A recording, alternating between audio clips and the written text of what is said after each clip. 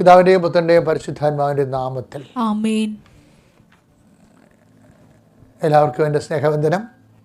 നമ്മൾ ദൈവാനുഗ്രഹത്തോടുകൂടി പുതിയ മത്സരത്തിലേക്ക് പ്രവേശിക്കുകയാണ്. ഇന്ന് ജനുവരി 1 മുതൽ ഈ അനുഗ്രഹം ഈ വർഷം മുഴുവനും നിറഞ്ഞു നിൽക്കട്ടെ എന്ന് ഈശോ മിശിഹായുടെ നാമത്തിൽ മാതാവിൻ്റെ മധ്യസ്ഥത്തിൽ ആശംസിക്കുന്നു. പ്രാർത്ഥിക്കാം. അമ്മേ പരിശുദ്ധ അമ്മേ, അമ്മേ പരിശുദ്ധ ദൈവമാതാവേ, അന്ന് അങ്ങ് കൃപാസനത്തിൽ പ്രത്യക്ഷപ്പെട്ട് വരാൻ പോകുന്ന മഹാദുരന്തത്തിൽ രക്ഷപ്പെടുവാനും എല്ലാവർക്കും വേണ്ടി പ്രാർത്ഥിക്കുവാനും ആവശ്യപ്പെട്ടിട്ട് 20 വർഷം തികയുന്ന ഈ വേളയിൽ കൃപാസനത്തിലൂടെ ഞങ്ങൾക്കും ഈ ദേശത്തിന് അങ്ങ് മാധ്യസ്ഥം തേടി തന്ന എല്ലാ അനുഗ്രഹങ്ങൾക്കും കൃപകൾക്കും ഞങ്ങളിപ്പോൾ ഹൃദയം നിറഞ്ഞ നന്ദി പറയുന്നു. അമ്മേ പരിശുദ്ധ അമ്മേ, പരിശുദ്ധമേ, ജപമാല മാതാവേ, സകല പ്രാർത്ഥനയോടും ചേർത്ത് ഞങ്ങളിപ്പോൾ പ്രാർത്ഥിക്കുന്ന ഈ കുടുംബത്തിന്റെ പ്രത്യേക നിയോഗം നമ്മുടെ വ്യക്തിപരമായ ആവശ്യങ്ങൾ പറയുക.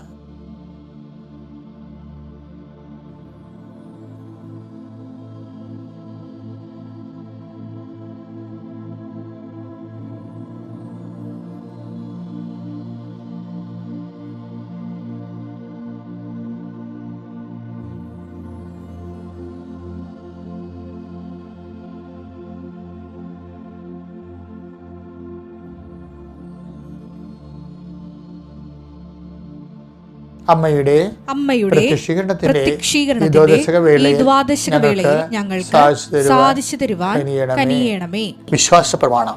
സർവശക്തനായ പിതാവും ആകാശത്തിന്റെയും ഭൂമിയുടെയും സൃഷ്ടാവുമായ ദൈവത്തിൽ ഞാൻ വിശ്വസിക്കുന്നു. അവിടുത്തെ ഏകപുത്രനും ഞങ്ങളുടെ കർത്താവുമായ ഈശോ മിശിഹായിലും ഞാൻ വിശ്വസിക്കുന്നു. ഈ പുത്രൻ പരിശുദ്ധാത്മാവിനാൽ ഗർഭസ്ഥനായി കന്യകാമറിയത്തിൽ നിന്ന് പിറന്ന് പൊന്തിയോസ് പിലാത്തോസിന്റെ കാലത്ത് പീഡകൾ സഹിച്ച് കുരിശിൽ തറയ്ക്കപ്പെട്ട് മരിച്ച് അടക്കപ്പെട്ട് പാതാളങ്ങളിൽ ഇറങ്ങി മരിച്ചവരുടെ ഇടയിൽ നിന്ന് 3-ാം നാൾ ഉയർത്ത് സ്വർഗത്തിലേക്ക് എഴുന്നള്ളി സർവശക്തിയുള്ള പിതാവായ ദൈവത്തിന്റെ വലതുഭാഗത്തിരിക്കുന്നു. അവിടെ നിന്ന് ജീവിക്കുന്നവരെയും മരിച്ചവരെയും വിധിക്കുവാൻ വരുമെന്നും ഞാൻ വിശ്വസിക്കുന്നു. പരിശുദ്ധാത്മാവിലും ഞാൻ വിശ്വസിക്കുന്നു. വിശുദ്ധ കത്തോലിക്കാ സഭയിലും പുണ്യവാന്മാരുടെ ഐക്യത്തിലും പാപങ്ങളുടെ മോചനത്തിലും ശരീരത്തിന്റെ ഉയർപ്പിലും നിത്യമായ ജീവിതത്തിലും ഞാൻ വിശ്വസിക്കുന്നു. ആമേൻ. സ്വർഗ്ഗസ്ഥനായ ഞങ്ങളുടെ പിതാവേ, അങ്ങയുടെ നാമം പൂജിതമാകണമേ. അങ്ങയുടെ രാജ്യം വരണമേ. അങ്ങയുടെ തിരുമനസ് സ്വർഗത്തിലെ പോലെ ഭൂമിയിലും ആകണമേ. അന്നു വേണ്ടുന്ന ആഹാരം ഇന്ന് ഞങ്ങൾക്ക് തരണമേ. ഞങ്ങളോട് തെറ്റ് ചെയ്യുന്നവരോട് ഞങ്ങൾ ക്ഷമിക്കുന്നത് പോലെ ഞങ്ങളുടെ തെറ്റുകൾ ഞങ്ങളോടും ക്ഷമിക്കണമേ. ഞങ്ങളെ പ്രലോഭനത്തിൽ ഉൾപ്പെടുത്തരുതേ, തിന്മയിൽ ഞങ്ങൾ രക്ഷിക്കണമേ. ആമേൻ. കർത്താവ് അങ്ങയുടെ കൂടെ സ്ത്രീകളിൽ അങ്ങ് അനുഗ്രഹിക്കപ്പെട്ടവളാകുന്നു. അങ്ങയുടെ ഉദരത്തിൻ ഫലമായി ഈശോ അനുഗ്രഹിക്കപ്പെട്ടവനാകുന്നു. പരിശുദ്ധ മറിയമേ, തമ്പുരാന്റെ അമ്മേ, പാപികളായ ഞങ്ങൾക്ക് വേണ്ടി ഇപ്പോഴും ഞങ്ങളുടെ മരണസമയത്തും തമ്പുരാനോട് അപേക്ഷിക്കണമേ. ആമേൻ. എൻ്റെ പ്രിയപ്പെട്ടവരെ, നമ്മൾ അനുദിന അനുഗ്രഹ പ്രാർത്ഥനയിൽ പ്രവേശിക്കുന്നു. കർത്താവേ, നിന്റെ ഉന്നതമായ നാമത്തിന് പ്രാർത്ഥിക്കുന്ന ഈശോയെ, കലാമേഖലയിൽ പ്രവർത്തിക്കുന്നവരെ അവരെ ചേർത്ത് വെച്ച് പ്രാർത്ഥിക്കാൻ ഇപ്പം അങ്ങ് ആവശ്യപ്പെട്ടിട്ടുള്ള ഈശോയെ, അഭിനയ മേഖലയിൽ പ്രവർത്തിക്കുന്നവരെ, സംഗീത മേഖലയിൽ പ്രവർത്തിക്കുന്നവരെ, കർത്താവ് അവരെല്ലാം നീ അവരുടെ വിഷമതകളെയും ഭാരങ്ങളെയും ഏറ്റെടുക്കണ പ്രാർത്ഥിക്കുന്ന ഈശോയെ. അതുകൊണ്ട് ജീവിത യാതനകൾ നിറവേറ്റുന്നവർക്ക് കർത്താവ് അതിനുള്ള അവസരങ്ങൾ കുറഞ്ഞു വരികയും അതിൻ്റെ പേരിൽ സാമ്പത്തികമായ ബാധ്യത ഉണ്ടാകുകയും ചെയ്യുന്ന അവസ്ഥകളെ കർത്താവ് അതിജീവനത്തിൻ്റെ പുതിയ വഴികൾ നീ അവർക്ക് നൽകണമെന്ന് പ്രാർത്ഥിക്കുന്നു. കർത്താവെ, കുടുങ്ങിപ്പോയ ലൂസായിപ്പോയ വിവാഹ മോതിരങ്ങളെ കാണിക്കുന്നുണ്ട്. 2 കാര്യങ്ങൾ കർത്താവിൽ നിന്ന് ഞങ്ങൾ വിവേചിച്ച് മനസ്സിലാക്കുന്നു. ഒന്ന്, മുമ്പത്തിനേക്കാൾ ക്ഷയിച്ചു പോയിട്ടുള്ള ശാരീരിക അവസ്ഥയുള്ളവരെ, നേരത്തെ നല്ല ആരോഗ്യമുണ്ടായിരുന്നു, അവർ ക്ഷയിച്ചിരിക്കുന്നു, അവർ അതിൻ്റെ ഭാരങ്ങൾ അവരനുഭവിക്കുന്നുണ്ട്. ഈശോയെ, അതിൽ നിന്ന് അവരെ വീണ്ടെടുക്കണമെന്ന് പ്രാർത്ഥിക്കുന്നു.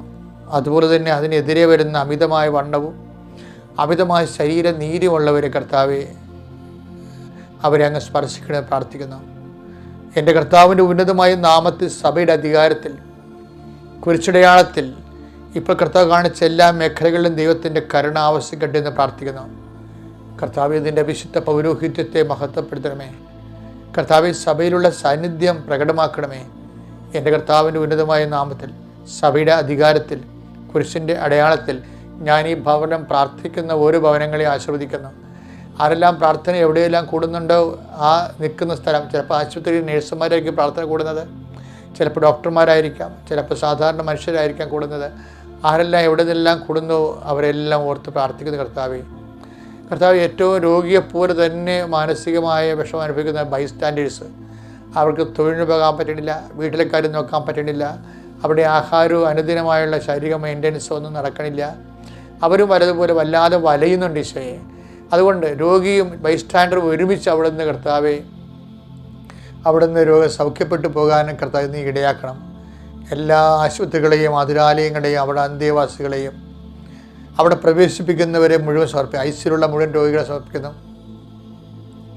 ഐസിയുവിൽ നിൽക്കുന്ന ബൈസ്റ്റാൻഡേഴ്സായിട്ട് നിൽക്കുന്നവരെ പ്രാർത്ഥിക്കുന്നു.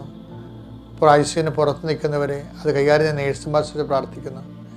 കർത്താവെ, ഓപ്പറേഷൻ തിയേറ്ററിൽ ഇന്ന് ഓപ്പറേഷൻ നിശ്ചയിച്ചിരിക്കുന്ന ഓപ്പറേഷൻ തിയേറ്ററുകളെ സംബന്ധിച്ച് പ്രാർത്ഥിക്കുന്നു. കർത്താവ് ഓപ്പറേഷൻ കുറിച്ചിരിക്കുന്ന വ്യക്തിയെ സംബന്ധിച്ച് പ്രാർത്ഥിക്കുന്നു. കർത്താവെ, അവിടെ എല്ലാം ഓപ്പറേഷൻ്റെ സമയത്ത് ദൈവത്തിൻ്റെ പ്രത്യേക സാന്നിധ്യം ഉണ്ടാകണമെന്ന് പ്രാർത്ഥിക്കുന്നു. ഓപ്പറേഷൻ വരുമോ ഇല്ലയോ എന്ന് ഓർത്തുകൊണ്ട് വേദനിക്കുകയും വിഷമിക്കുകയും ചെയ്യുന്നവരെ സംബന്ധിച്ച് പ്രാർത്ഥിക്കുന്നു. അവിടെ ഓപ്പറേഷനെല്ലാം നീങ്ങിപ്പോകാൻ വേണ്ടി പ്രാർത്ഥിക്കുന്നു. ദൈവത്തിൻ്റെ കണ്ണ ചൊരിയണ പ്രാർത്ഥിക്കുന്നു. ഈശോയെ, കുഞ്ഞുങ്ങളുടെ പരീക്ഷകളെല്ലാം കഴിഞ്ഞിരിക്കുന്നു, അവർ നല്ല റിസൾട്ട് പ്രതീക്ഷിക്കുന്നു. ഈശോയെ, അവരുടെ കഴിവ് കർത്താവ് അവർ വീണ്ടും അവർ മനസ്സിലവർ പറയുന്നുണ്ട്, ഞങ്ങളുടെ റിസൾട്ട് ഒന്ന് നന്നാക്കി തന്നാൽ മതി. വീട്ടിൽ തൽക്കാലം ഒന്ന് തല നേരെ നിന്ന് കഴിഞ്ഞാൽ ബാക്കിയുള്ള ദിവസങ്ങൾ ഞങ്ങൾ പഠിച്ച് കരേറിക്കൊള്ളാവുന്ന ഈശോയുടെ പട്ടാങ്ങിയായിട്ട് പറയുന്ന കുഞ്ഞുങ്ങളെ പ്രത്യേകിച്ച് പ്രാർത്ഥിക്കുന്നു. ദൈവത്തിൻ്റെ കരുണ അവരുടെയൊക്കെ ആവശ്യിക്കട്ടെ, അവർക്ക് നല്ല റിസൾട്ട് ലഭിക്കാൻ വേണ്ടി പ്രാർത്ഥിക്കുന്നു. കർത്താവ്, പഠിക്കുന്ന രാത്രിയും പകലും പഠിക്കുന്നുണ്ട്, ഈ നാശം പിടിച്ച പഠനം എന്ന് തീരും എന്നറിയാതെ അവർ വിഷമിക്കുന്നവരുണ്ട്. ഈശോയെ, അവരെല്ലാം ഏറ്റെടുക്കണമെന്ന് പ്രാർത്ഥിക്കുന്നു. എൻ്റെ കർത്താവിൻ്റെ ഉന്നതമായ നാമത്തിൽ, സഭയുടെ അധികാരത്തിൽ, കുരിശിൻ്റെ അടയാളത്തിൽ, ദൈവത്തിൻ്റെ ശക്തിയാൽ, എൻ്റെ കർത്താവിൻ്റെ ഉന്നതമായ നാമത്തിൽ, സഭയുടെ അധികാരത്തിൽ, കുരിശിൻ്റെ അടയാളത്തിൽ, ദൈവത്തിൻ്റെ ശക്തിയാൽ നിങ്ങൾ സംരക്ഷിക്കപ്പെടുകയും സൗഖ്യപ്പെടുകയും നിങ്ങളുടെ ജീവിത മാർഗങ്ങൾ, കമ്പോളങ്ങൾ, വ്യവസായശാലകൾ, അത് വഴിമുട്ടിയവർ, അടഞ്ഞു പോയവർ, കടം കയറി മുടിഞ്ഞു പോയവർ, ജപ്തി നടപടി നേരിടുന്നവർ, സാമ്പത്തിക ബാധ്യതകൾ ഇനിയും സാധനം എടുത്ത് വെക്കാൻ പറ്റാത്തവർ, നാട്ടുകാരുടെ കൈകളിലേക്ക് സാധനങ്ങൾ പോയി കടമായി പോയവർ, കടം കയറി തകർന്നു പോയവരെ സംബന്ധിച്ച് പ്രാർത്ഥിക്കുന്നു. ഇനിയൊരു വഴി എങ്ങനെയാണെന്നറിയാതെ വീട്ടിൽ നിന്ന് ഇറങ്ങിപ്പോയിട്ട് മക്കളുണ്ട്, തൊഴിൽ തേടി അലയുന്ന മക്കളുണ്ട്, മത്സ്യത്തൊഴിലാളികളുണ്ട്, കർഷക തൊഴിലാളികളുണ്ട്, ഉദ്യോഗസ്ഥന്മാർ, പണ്ട് ജോലി ഉണ്ടായിരുന്നവരും ഇപ്പോൾ സസ്പെൻസിലിരിക്കുന്ന ഉദ്യോഗസ്ഥന്മാരുണ്ട്. ഈശോയെ, പല പല കാര്യങ്ങളും ജനങ്ങളുടെ സമ്മർദ്ദങ്ങളും മൂലം പല പല വിഷമതകളാൽ കർത്താവ് കഴിയുന്ന ഓരോരോ രാജ്യങ്ങളിലും നമ്മുടെ രാജ്യത്തും സംസ്ഥാനത്തുമൊക്കെ കർത്താവ് ഒരു പഠന ജോലി സംബന്ധമായ സർവീസ് പ്രോബ്ലംസ് വിശ്രമിക്കുന്നവരുണ്ട്. ഈശോയെ, അവരെല്ലാം നീ ഏറ്റെടുക്കണം പ്രാർത്ഥിക്കുന്നു. ഈശോയെ, കാർഷിക മേഖലകളിലെ ആവശ്യത്തിന് വളമില്ല, ചരക്കുകൾ കൊടുക്കാൻ പറ്റണില്ല, ഏലം ഇരുന്ന് പോകുന്നു, കുരുമുകൾ ഇരുന്ന് പോകുന്നു, റബ്ബർ ഷീറ്റ് കൊടുക്കാൻ പറ്റുന്നില്ല, അതിൻ്റെ പേരിൽ കടമേറി മുഴുകയും വിഷമിക്കുകയും ചെയ്തവരുണ്ട്. കർത്താവ് അവരെല്ലാം ഏറ്റെടുക്കണേ. മത്സ്യങ്ങൾ ചെറുതാകുന്നു, കിട്ടുന്ന മത്സ്യങ്ങൾ കൊടുക്കാൻ പറ്റുന്നില്ല, വലിയ വില കിട്ടുന്നില്ല, അങ്ങനെയൊക്കെ വ്യത്യസ്തമായ ജീവിത മേഖലകൾ വേദനിക്കുന്നുണ്ട്. ഈശോയെ, അവരെല്ലാം സംബന്ധിച്ച് പ്രാർത്ഥിക്കുന്നു. കർത്താവെ, എല്ലാ മേഖലകളും, നിർമ്മാണ തൊഴിലാളികളെയും, കർത്താവ് കൽപ്പണിയും മരത്തിൻ്റെ പണികളുടെ എല്ലാം പെയിൻറ്റേഴ്സിനെ എല്ലാം സംബന്ധിച്ച് പ്രാർത്ഥിക്കുന്നു. ഓട്ടോറിക്ഷ തൊഴിലാളികളെയും വാഹന തൊഴിലാളികളെയും സംബന്ധിച്ച് പ്രാർത്ഥിക്കുന്നു. ദൈവത്തിൻ്റെ കട നിങ്ങളിലേക്ക് ആവശ്യിക്കട്ടെ. കർത്താവെ, ഓരോരോ ജോലി ചെയ്യുന്നവരെ, PhD പോലെയുള്ള പ്രബന്ധങ്ങൾ ചെയ്യുന്നവരെ, അതുപോലെ ഡിസർട്ടേഷൻ ചെയ്യുന്നവർ, റെക്കോർഡ് ചെയ്യുന്നവർ, കർത്താവെ, അവരെല്ലാം അവർ ഉറക്കം നിന്ന് ഊണുമില്ലാതെ ചെയ്യുന്ന ജോലികൾക്ക് അവർക്ക് നല്ല മാർക്ക് കൊടുത്ത്, നല്ല ക്ലാസ് കൊടുത്ത്, അവർക്ക് നല്ല സന്ധിപ്പ് പ്രാർത്ഥിക്കുന്നു. ഗർഭിണികളെ വീണ്ടും ഓർത്ത് പ്രാർത്ഥിക്കുന്നു. കുടുംബ കലഹമുള്ള വീടുകളെ സംബന്ധിച്ച് പ്രാർത്ഥിക്കുന്നു. പേര് പിരിഞ്ഞവരെ സംബന്ധിച്ച് പ്രാർത്ഥിക്കുന്നു. പിരിയാപ്പണെ സംബന്ധിച്ച് പ്രാർത്ഥിക്കുന്നു. പിരിഞ്ഞവരെ കൂടാൻ വേണ്ടി ആഗ്രഹിക്കുന്നവർക്ക് എത്രയും വേഗം കൂട്ടുചേരാനും കുഞ്ഞുങ്ങളുമായിട്ട് ഒരുമിച്ച് ജീവിക്കാൻ ഇടയാക്കാൻ പ്രാർത്ഥിക്കുന്നു. വിദേശങ്ങളിലുള്ളവരും സ്വദേശങ്ങളിലുള്ളവരും എൻ്റെ കർത്താവിൻ്റെ ഉന്നതമായ നാമത്തിൽ, സഭയുടെ അധികാരത്തിൽ സർവ്വ മനുഷ്യരും യേശുക്രിസ്തു നാമത്തിൽ അനുഗ്രഹിക്കപ്പെടട്ടെ. ഈ ദിവസം കർത്താവിൻ്റെ ശ്രദ്ധയിൽപ്പെടുത്തില്ല, ഞാൻ അവിടുന്ന് പഠിച്ചൊന്നുമില്ല. പെട്ടെന്ന് ഞാൻ ദിവസങ്ങളിൽ കുർബാന ശരിക്കൊണ്ടിരുന്ന സമയത്ത് പെട്ടെന്ന് പരിശുദ്ധാത്മാവ് ഒരു നോട്ട് തന്നതാണ്. വായിക്കുമ്പോൾ നമുക്ക് മനസ്സിലായത് അതായത് ആദത്തിനോട് കർത്താവ് ചോദിക്കുന്നത് നമ്മളെപ്പോഴും കേൾക്കണതാണ്. Adam, where are you? 33:9. അവിടുന്ന് പുരുഷനെ വിളിച്ച് ചോദിച്ചു, നീ എവിടെയാണ്? നീ എവിടെയാണ് എന്ന് ഞാനും കുറേ ധ്യാനം ഇങ്ങനെ എവിടെയാണ് എന്നുള്ള ധ്യാനം ഞാൻ കൂടിയിട്ടുണ്ട്. പക്ഷെ അതില്ല. ഈ ദിവസം കുർബാന ചെല്ലിയപ്പോൾ കർത്താവ് പറഞ്ഞത്, നീ എവിടെ ആയിരിക്കണമെന്ന് കർത്താവ് ആഗ്രഹിക്കുന്നുണ്ട്. അത് പറയണത് ഉൽപ്പത്തി തന്നെയാണ് പറയണത്. എബ്രഹാത്തിനോട് പറയണതുണ്ട്. എന്താണ്? ഉൽപ്പത്തി 17:1. എന്താണ്? അബ്രാമിന് 99 വയസ്സായപ്പോൾ കർത്താവ് പ്രത്യക്ഷപ്പെട്ട് അവനോട് അരുളി ചെയ്തു, സർവശക്തനായ ദൈവമാണ് ഞാൻ, എന്റെ മുമ്പിൽ വ്യാപരിക്കുക, കുറ്റമറ്റവനായി വർത്തിക്കുക. അതാണ്. അതായത് എവിടെയാണെന്ന് ചോദിച്ച വ്യക്തി ഒരു കുറ്റവാളിയായി പോയപ്പോഴാണ് ചോദിച്ചത്. where are you? നീ എവിടെയാണ്? 33:9 ചോദിച്ചതാണ്. എന്താണ്? അപ്പോൾ ഒരു കുറ്റത്തിൻ്റെ കഴിഞ്ഞുള്ള സാഹചര്യമാണത്. പക്ഷെ അതിന് പരിഹാരമായിട്ടാണ് എബ്രഹാം ആദ്യത്തെ ആളെ വിളിക്കണത്, എബ്രഹത്തിനെ വിളിക്കണത് ദൈവം.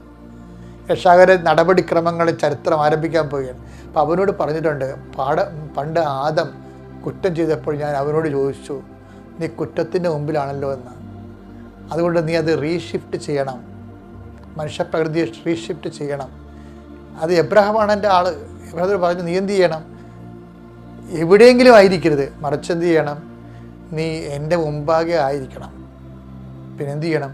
കുറ്റമറ്റവനായിരിക്കണം. അപ്പം എൻ്റെ പ്രിയപ്പെട്ടവരെ, നമ്മളെപ്പോഴും കുറ്റമറ്റവനായി വർത്തിക്കുമ്പോൾ നീ ഏത് മതത്തിലുള്ള അയാളായാലും ശരി ദൈവത്തിന് മുമ്പിലാണ്.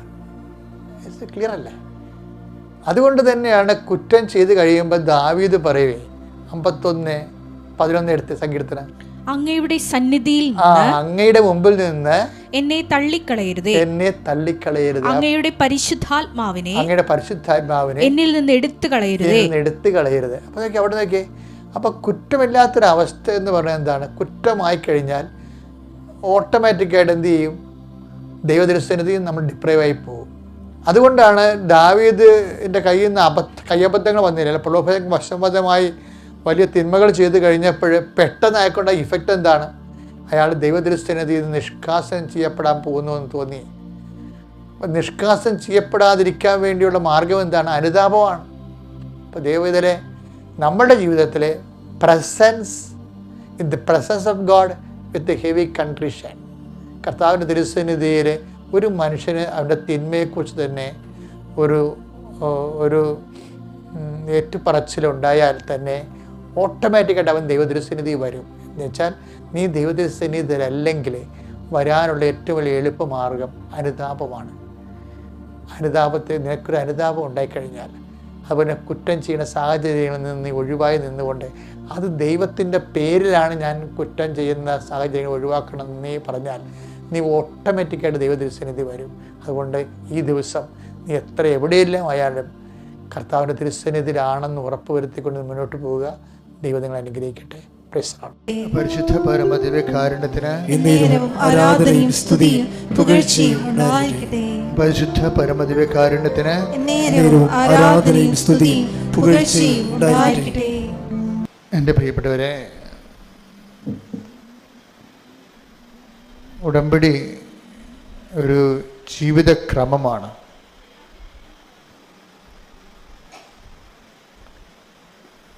പലപ്പോഴും ഉടമ്പടിയുടെ ഓരോ ദിവസങ്ങളും ഈ സാക്ഷ്യത്തിൻ്റെ അൾത്താരയിൽ നിൽക്കുമ്പോൾ നമ്മളെ വല്ലാത്ത രീതിയിൽ സംഭ്രമിപ്പിക്കും. കാര്യം നാനാജാതി മതസ്ഥർ ഒരു ഷോർട്ട് ടൈമിൽ വെറും വളരെ ചുരുങ്ങിയ 4 മണിക്കൂറല്ലേ നിങ്ങൾ ഉടമ്പടി കാര്യങ്ങൾ ദൈവകാര്യം കേൾക്കാൻ വേണ്ടി ചെലവഴിക്കുന്നുള്ളൂ. 40 വർഷം ദൈവകാര്യം കേൾക്കാൻ വേണ്ടി ചെലവഴിച്ചതിനേക്കാൾ എക്സ്പീരിയൻസാണ് ചിലർക്ക്. ചിലർ 40 വർഷമൊക്കെ ദൈവകാര്യം കേട്ടിട്ട് ഇന്ന് വരെ പച്ച പിടിക്കാത്ത ആൾക്കാരുണ്ട്. ഇത് 4 മണിക്കൂറാണിത് കേൾക്കണത്, ദൈവകാര്യം കേൾക്കണത്. പക്ഷെ അവരതിൻ്റെ റൈറ്റ് ഇൻവെസ്റ്റ്മെൻറ്റ് നടത്തും. നമ്മൾ എന്ത് കേൾക്കുന്നു എന്നുള്ളതല്ല പ്രശ്നം. കേൾക്കുന്ന സമയങ്ങളിൽ തന്നെ നമ്മൾക്ക് അതിൻ്റെ സംശയങ്ങൾ ഓട്ടോമാറ്റിക്കായിട്ട് നിവാരണം ചെയ്യപ്പെടണം. ഈ ദൈവം നമ്മളെ പഠിപ്പിക്കുന്ന ഒരു രീതിയുണ്ട്. ചിലപ്പോൾ ഞാനായിരിക്കും അവിടെ നിന്നുകൊണ്ട് ഈശോയുടെ നാമത്തിൽ സംസാരിക്കണത്. പക്ഷേ ചിലർ ഇതിൻ്റെ അകത്ത് ഈ അതായത് take the bid of God അവരെല്ലാവരും ദൈവത്താൽ പഠിപ്പിക്കപ്പെടും. ശ്രുതിക്കട്ടെ ഹല്ലേലൂയ ഹല്ലേലൂയ ഹല്ലേലൂയ. ആരാധന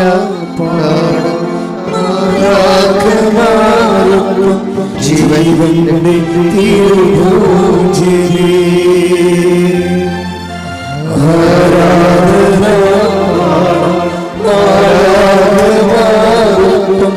ജീവന്റെ തിരുഭോജ്യമേ ആരാധന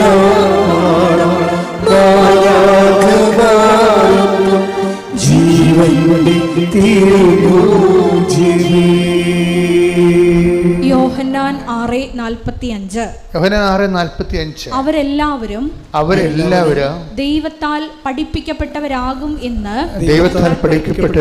എന്ന് പ്രവാചക ഗ്രന്ഥങ്ങളിൽ എഴുതപ്പെട്ടിരിക്കുന്നു. ഇപ്പൊ എല്ലാവരുമാണ്, അല്ലാതെ കുറച്ച് പേര് സെമിനാരി ചേർന്ന് വൈദിക വിദ്യാർത്ഥികളായിട്ട് കുറേ 10 കൊല്ലം പഠിക്കണ അങ്ങനെയുള്ള കക്ഷികൾ മാത്രമല്ല. ദൈവത്തിൻ്റെ വാക്കുകൾ വളരെ സുതാര്യവും ലളിതവും ഹ്രസ്വവും ആണ്. എന്താണ്? അവരെല്ലാവരും ദൈവവചനം കേൾക്കുന്ന എല്ലാവരും ദൈവത്താൽ പഠിപ്പിക്കപ്പെടാനുള്ള സാധ്യതയുണ്ട്. എപ്പോഴും നമ്മൾ ആ സാധ്യത മനസ്സിലാക്കണം. ഞങ്ങളൊക്കെ വചനം പറയുമ്പോഴും നിങ്ങളൊക്കെ ജോസഫ് വചനമല്ല, ഞാനതിന് ശബ്ദം നൽകുന്ന മാത്രമേ ഉള്ളൂ. ദൈവത്തിൻ്റെ റിട്ടേൺ വേർഡ് ഓഫ് ഗോഡിന് ഞാനൊരു സൗണ്ട് ചെയ്ത് കൊടുക്കും, ഞാൻ ശബ്ദം കൊടുക്കും. എന്നുവെച്ചാൽ നിങ്ങളുടെ കയ്യിലിരിക്കുന്നത് അപ്പാരറ്റസ് ചെവിയല്ലേ അല്ലേ? അപ്പം ചെവിക്ക് പറ്റുന്ന രീതിയിൽ ഞാൻ ഇനി ശബ്ദം കൊടുക്കാൻ, ശബ്ദസംബന്ധമായ കാര്യങ്ങളല്ലേ ചെവി അക്സെപ്റ്റ് ചെയ്യത്തുള്ളൂ. അപ്പോൾ എന്നെ സംബന്ധിച്ചിടത്തോളം ഞാൻ എന്താ ചെയ്യണത്? ദൈവത്തിൻ്റെ വാക്കുകൾ എടുത്തിട്ട് നിങ്ങളുടെ ചെവിക്കും എൻ്റെ ചെവിക്കും പറ്റുന്ന രീതിയിൽ ഞാൻ അതിനെ ശബ്ദം കൊടുക്കും അതിന്. അപ്പം നിങ്ങളത് കേൾക്കുകയാണ് ചെയ്യണത്. അപ്പോൾ ചിലരെന്ത് ചെയ്യും, അത് മനുഷ്യനാൽ പഠിപ്പിക്കുന്ന പോലെയും ആകും, ദൈവത്താൽ പഠിപ്പിക്കുന്ന പോലെയും ആകും. ഇപ്പം നിങ്ങളൊരു 100 പേരുണ്ടെന്ന് വിചാരിച്ചോ, 50 പേർക്ക് ഞാൻ ജോസഫ് അച്ഛൻ പഠിപ്പിച്ച പോലെയാവും, മനുഷ്യൻ പഠിപ്പിച്ച പോലെയാവും. 50 പേർക്ക് ദൈവം പഠിപ്പിച്ച പോലെയാവും. അതെങ്ങനെ അറിയാൻ പറ്റും? ചിലക്ക് കേൾക്കുമ്പോൾ തന്നെ സംശയങ്ങൾ ഓട്ടോമാറ്റിക്കായിട്ട് മാറിക്കൊണ്ടിരിക്കും. ചിലക്ക് സംശയങ്ങൾ വന്നുകൊണ്ടിരിക്കും. ഇതാണ് സംഭവം. ഈ സംശയങ്ങൾ വന്നുകൊണ്ടിരിക്കുമ്പോൾ അവർക്ക് ക്ലാരിഫിക്കേഷൻ കിട്ടണില്ല എന്നർത്ഥം. ക്ലാരിഫിക്കേഷൻ കിട്ടണില്ല. നമ്മൾ ഇരുട്ടത്ത് ഇറങ്ങി നടക്കുകയാണ്, നമുക്ക് വ്യക്തമായിട്ട് കാണാൻ പറ്റണില്ല എന്നുണ്ടെങ്കിൽ നടക്കാൻ പറ്റില്ല നമുക്ക്, അല്ലേ? നമുക്ക് ഇരുട്ടത്ത് നടക്കണം, അത് പവർ കട്ടാണെന്ന് വിചാരിച്ചോ, നമുക്ക് വ്യക്തമായിട്ട് കാണാൻ പറ്റണില്ലെങ്കിൽ നമുക്ക് നടക്കാൻ പറ്റത്തില്ല. കാര്യം വചനത്തെ സംബന്ധിച്ചിടത്തോളം വചനത്തെക്കുറിച്ചുള്ള ഒരു വാക്യം എന്ന് പറയുന്നത്, ദൈവത്തിൻ്റെ വചനം തൻ്റെ പാദങ്ങൾക്ക് ദീപവും പാതയിൽ പ്രകാശവുമാണ്. Take the word of God. 119 സങ്കീർത്തനം 105 തിരുവചനം. 119 സങ്കീർത്തനം 105 തിരുവചനം. അങ്ങയുടെ വചനം, അങ്ങയുടെ വചനം എൻ്റെ പാദത്തിന് വിളക്കും പാതയിൽ പ്രകാശവുമാണ്. അപ്പം ഓരോ വചനത്തിൻ്റെയും അതിൻ്റെ മിഷൻ എന്താണ്? ദൗത്യം. വചനത്തിൻ്റെ ദൗത്യം എന്താണ്? ഓരോ വചനവും അങ്ങയുടെ വചനം എൻ്റെ പാദത്തിന് വിളക്കും, എന്താണ്? പാതയിലെ പ്രകാശവുമാണ്. എന്നുവെച്ചാൽ ഞാൻ നടക്കേണ്ട വഴി നിൻ്റെ മുഖത്ത് നോക്കി ഞാൻ ഉപദേശിക്കുമെന്ന് പറഞ്ഞ വചനത്തിൻ്റെ കൂടെയാണ് ഇത് പോണത്. Take the word of God. ഞാൻ നടക്കേണ്ട വഴി. ശ്രുതിക്കട്ടെ ഹല്ലേലൂയ ഹല്ലേലൂയ ഹല്ലേലൂയ ഹല്ലേലൂയ. 32 സങ്കീർത്തനം 8 തിരുവചനം. സങ്കീർത്തനം 32:8. ഞാൻ നിന്നെ ഉപദേശിക്കാം, നീ നടക്കേണ്ട വഴി കാണിച്ചു തരാം. ഞാൻ നിന്റെ മേൽ ദൃഷ്ടി ഉറപ്പിച്ച് നിന്നെ ഉപദേശിക്കാം. ഇപ്പൊ എല്ലാ ഈച്ച് ആൻഡ് എവരി ഡിസിഷന്, തീരുമാനങ്ങൾക്കെല്ലാം കറസ്പോണ്ടിങ് ലൈറ്റ് ഓഫ് വേർഡ് ഉണ്ട്. പ്രകാശത്തിൻ്റെ വചനങ്ങളുണ്ട്. Light of the world, light of the word, പ്രകാശത്തിൻ്റെ വചനം. അതായത് ഓരോ വിഷയത്തിനും അതിനാവശ്യമായ ലൈറ്റ് കിട്ടണമെന്നുണ്ടെങ്കിൽ അതിൻ്റെ ആവശ്യമായ വചനം നമ്മൾ അറിഞ്ഞിരിക്കണം. ഉടമ്പടിയിലെ ഒരു പ്രധാനപ്പെട്ട എക്സസൈസ് എന്താണ്? അരമണിക്കൂർ വചനം വായിക്കുക. പിന്നെ എന്താണ്? ഉടമ്പടി ധ്യാനം എല്ലാ ദിവസവും കൂടുക. ഇപ്പോൾ അഡീഷണലായിട്ട് വെച്ചിരിക്കുന്നത് എന്താണ്? Daily bread. അല്ലാതെ ഉടമ്പടിയുടെ പരിസരങ്ങളെല്ലാം അറിയണമെന്നുണ്ടെങ്കിൽ, ഉടമ്പടി ആക്ടിവേറ്റ് ചെയ്യുന്ന പ്രിൻസിപ്പിൾസ് അറിയണമെന്നുണ്ടെങ്കിൽ ഉടമ്പടി വിഹിതമായ വചനങ്ങൾ അറിയണം നമ്മൾ. ഉടമ്പടി വിഹിതമായ വചനങ്ങളാണ് ഉടമ്പടി ജീവിതത്തിൻ്റെ വെളിച്ചമായിട്ട് വരണത്. നമ്മുടെ ഉടമ്പടി ജീവിത പാതയിൽ വെളിച്ചമായിട്ട് വരണത് ഉടമ്പടി വിഹിതമായ വചനങ്ങളാണ്. അതുകൊണ്ടാണ് അരമണിക്കൂർ വചനം വായിക്കണമെന്ന് പറയുമ്പോൾ ഉടമ്പടി വചനമാണ് നമ്മൾ വായിക്കേണ്ടത്. കഴിഞ്ഞ ദിവസങ്ങളിൽ ഇവിടെ ഒരു കുഞ്ഞൊരു സാക്ഷ്യം പറഞ്ഞു. ഒരു കൊതമംഗലത്ത് ഒരു കൊച്ചുകൊണ്ട്, അവൻ്റെ പേര് ഞാൻ പറഞ്ഞു. അവൻ സാക്ഷ്യം പറഞ്ഞ അവന് ബൈബിൾ അവരുടെ ജില്ലയിൽ ബൈബിൾ ജിസ്മോൻ്റെ സാക്ഷ്യം എന്ന് വെച്ച് കഴിഞ്ഞാൽ അവന് ബൈബിൾ ക്വിസാണ്. അവനെന്താ ചെയ്യണത്? അവൻ രാവിലെ എഴുന്നേറ്റിട്ട് ഡെയിലി ബ്രെഡ് കേൾക്കും. എന്നിട്ട് അതിൽ പറയുന്ന വചനങ്ങളെല്ലാം കുറിച്ച് വെക്കും. അത് മാത്രമാണ് അവൻ പഠിച്ചിരിക്കുന്നത്. 2 മാസത്തെ വചനങ്ങൾ ഗൃഹപാഠമായിട്ട് പഠിച്ചു. 102 വചനങ്ങൾ പഠിച്ചു. 302 വചനങ്ങൾ അവൻ പഠിച്ചു. അപ്പോൾ ഭയങ്കര സീരിയസ് ആയിട്ട് എടുക്കുന്ന ആൾക്കാരുണ്ട്. നിങ്ങൾക്ക് പലപ്പോഴും സംഭവിക്കുന്നത്, എനിക്ക് പലപ്പോഴും തോന്നിയിട്ടുള്ളത്, ഉടമ്പടി വളരെ ദൈവികമായ ഒരു സംവിധാനമാണ്. കാര്യം അത് എന്നെ ഞെട്ടിക്കണമെന്ന് പറയുന്നത്, ഞാനിപ്പോൾ അച്ഛനായിട്ട് 40 ഈ ശുശ്രൂഷ തുടങ്ങിയിട്ട് 10-39 കൊല്ലം ആയി, അപ്പം കഴിഞ്ഞു. പക്ഷേ ഇങ്ങനെ ജനങ്ങളെ അനുദിനം ഒരുമിച്ച് കൂട്ടുകയും നാനാജാതി മതസ്ഥരെ അവരുടെ വേദന കാലങ്ങളിലെ കർത്താവിൻ്റെ സ്നേഹത്തിലേക്കും പരിപാലനയിലേക്കും വിളിക്കുകയും ചെയ്യുന്ന ശുശ്രൂഷ ഞാൻ എൻ്റെ ജന്മത്തെ കണ്ടിട്ടില്ല. ഞാൻ ചരിത്രം നല്ലവണ്ണം പഠിക്കുന്ന ആളാണ്. ഓരോ ശുശ്രൂഷകളും എന്ന് തുടങ്ങി. ഇപ്പോൾ നിത്യാരാധന ഇന്ന് 13-ാം നൂറ്റാണ്ടിലാണ് നിത്യാരാധന തുടങ്ങിയത്. 13-ാം നൂറ്റാണ്ട് 700 കൊല്ലമേ ആളോ നിത്യാരാധന തുടങ്ങിയിട്ട്. പുരുഷൻ്റെ വഴി സഭയിലെ ശുശ്രൂഷയാണ്. അതിൻ്റെ തുടങ്ങിയിട്ട് 800 കൊല്ലമായി. 12-ാം നൂറ്റാണ്ടിൽ തുടങ്ങിയതാണ്. ജപമാല 16-ാം നൂറ്റാണ്ടിൽ തുടങ്ങിയതാണ്. പക്ഷേ ഇതെല്ലാം അനുവർത്തിക്കുന്നത് ആരാണ്? Those who are meant. അത് ആരാണ് ഇതോടെ മെൻറ്റ്? കാത്തലിക്സാണ് ശരിക്കും പറഞ്ഞത്. പക്ഷേ ഉടമ്പടി കാലം വന്നപ്പോഴാണ് ക്രിസ്ത്യൻസിന് മൊത്തം CSI, പെന്തക്കോസ്ത്, മാർത്തോമ, ഓർത്തഡോക്സ്, യാക്കോബ, കത്തോലിക്ക, ഇനി നോൺ ക്രിസ്ത്യൻസ് എല്ലാവർക്കും കൂടി ഒരുമിച്ച് കൂടാനും കണ്ണീരിൻ്റെ കാലത്ത് ദൈവത്തിൻ്റെ ആശ്വാസം പ്രാപിക്കാനുള്ള സംവിധാനമായിട്ട് ദൈവം തന്നാണ് ഉടമ്പടി. അതിപ്പോഴേ നമ്മൾ 16-ലാണ് ഇത് ആക്ടിവേറ്റ് ആകണത്. 16 തൊട്ട് ഇങ്ങോട്ട് 8 കൊല്ലത്തെ വളർച്ചയിൽ എന്തൊരു വളർച്ചയാണ് ജനങ്ങൾ, എന്തൊരു ദൈവാനുഭവമാണ് ജനതകൾ പ്രാപിച്ചത്. അന്ധകാരത്തിൽ ജീവിച്ചിരുന്ന ഒരു പ്രകാശം കണ്ടു എന്ന് പറഞ്ഞില്ലേ? Take the word of God. ശ്രുതിക്കട്ടെ ഹല്ലേലൂയ. മത്തായി 4:16.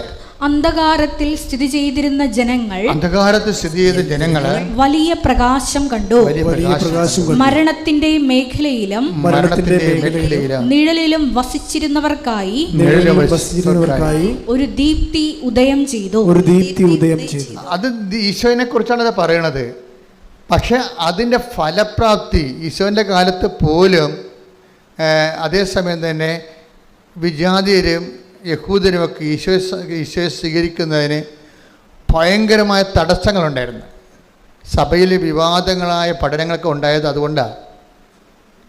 ചില യഹൂദന്മാരായിട്ടുള്ള ആൾക്കാർ ക്രിസ്ത്യാനിലേക്ക് വന്നപ്പോൾ ഈ ക്രിസ്ത്യൻസായിട്ടുള്ള പത്തോസിനെപ്പോലുള്ളവർ പറഞ്ഞു, നിങ്ങൾ ആദ്യം ഈ വിജാതിയരായിട്ടുള്ള ആൾക്കാർ ക്രിസ്ത്യാനിലേക്ക് വന്നപ്പോൾ പത്തോസ് ആദ്യം പറഞ്ഞു, നിങ്ങൾ ആദ്യം യഹൂദരാകണം, പിന്നെ നിങ്ങൾ സർക്കംസിഷനൊക്കെ ചെയ്യണം, ഛേദനാചാരം ചെയ്യണം, എന്നിട്ട് ക്രിസ്ത്യനായിട്ട് ബാപ്റ്റിസ് ചെയ്യാൻ പറ്റത്തുള്ളൂ എന്നൊക്കെ സങ്കീർണങ്ങളായ പഠനങ്ങളൊക്കെ വന്ന് അതിനോട് ബന്ധപ്പെട്ട് ഇതുപോലെ കാഴ്ചപ്പാടുകളുടെ വിഷയമങ്ങൾ കാരണം ഒത്തിരി ആര്യനിസം അങ്ങനെയൊക്കെ കുറേ അധികം പാഷാണ്ഡതകളും സിസ്റ്റമുകളൊക്കെ സഭയിലുണ്ടായി. പിന്നെ സഭയുടെ കുറേ പണി തന്നെ ഇതിന് മറുപടി പറഞ്ഞ് നടക്കുന്നതായിരുന്നു. കുറേ നൂറ്റാണ്ടുകൾ തന്നെ അങ്ങനെ പോയിട്ടുണ്ട്. പക്ഷേ ഉടമ്പടിയെ സംബന്ധിച്ചിടത്തോളം അങ്ങനെ ഒരു വിവാദമില്ല. എന്താണ്? സിമ്പിളാണ്, എല്ലാവർക്കും സിമ്പിളാണ്.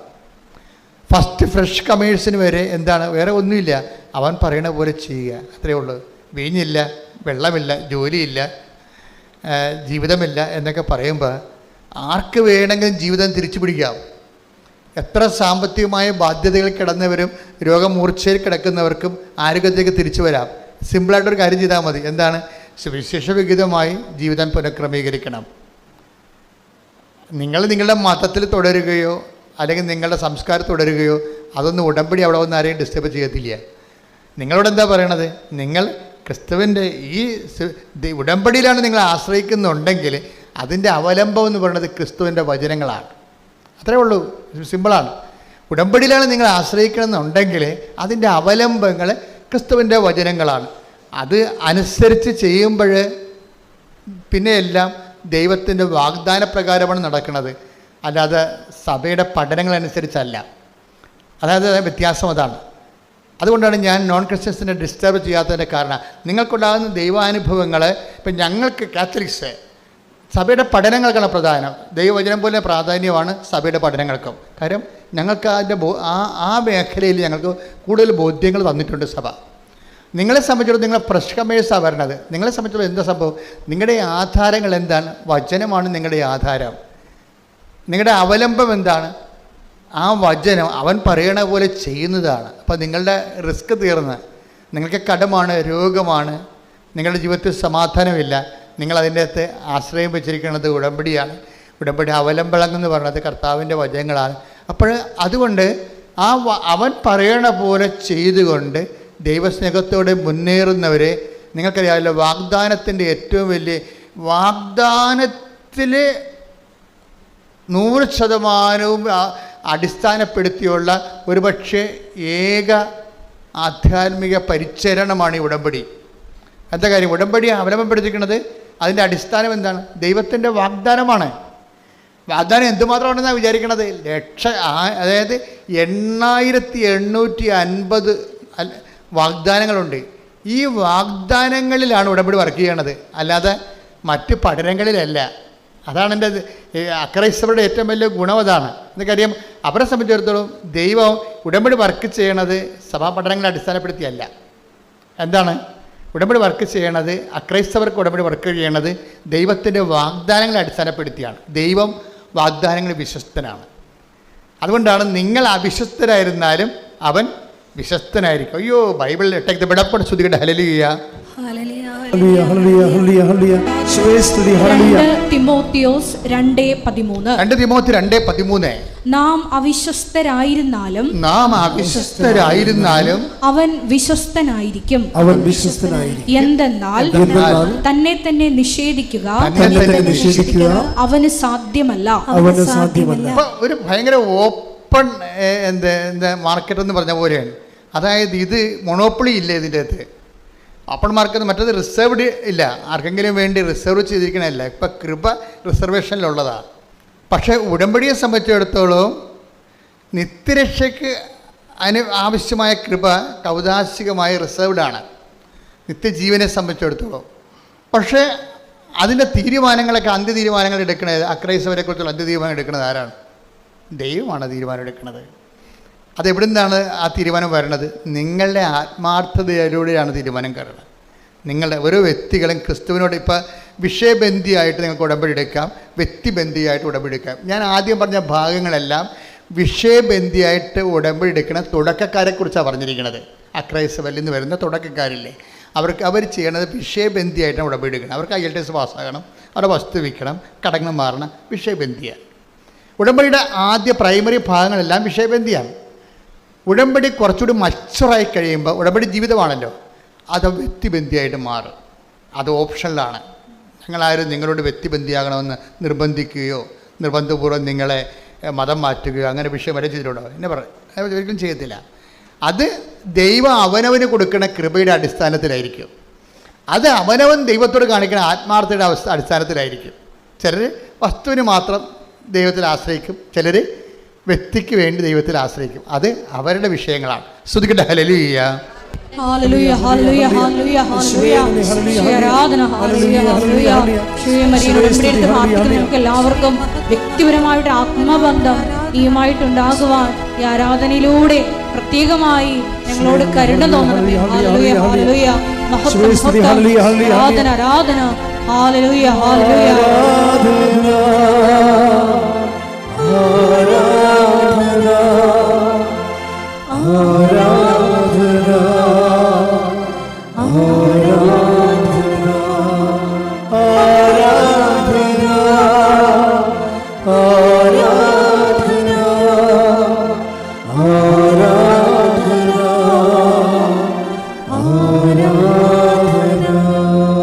പക്ഷേ എൻ്റെ മക്കളോട് പറഞ്ഞിരിക്കണത് എന്താണ്?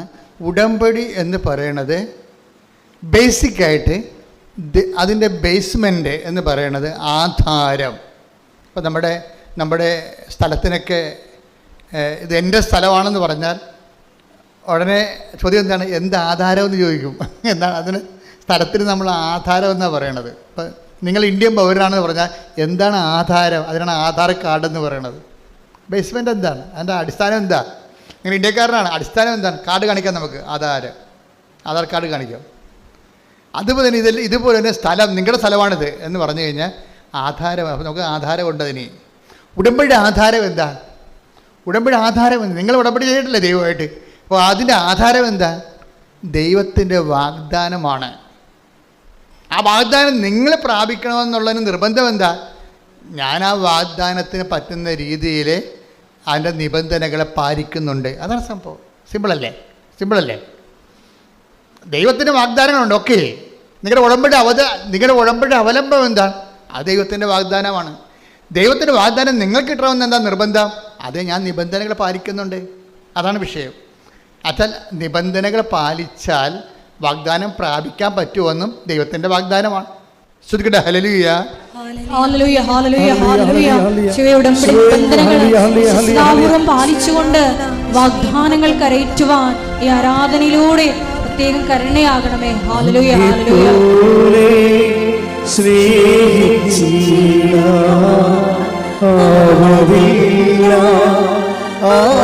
വാഗ്ദാനങ്ങളൊക്കെ പാലിച്ചിട്ട് ശ്രുതിക്കട്ടെ ഹല്ലേലൂയ.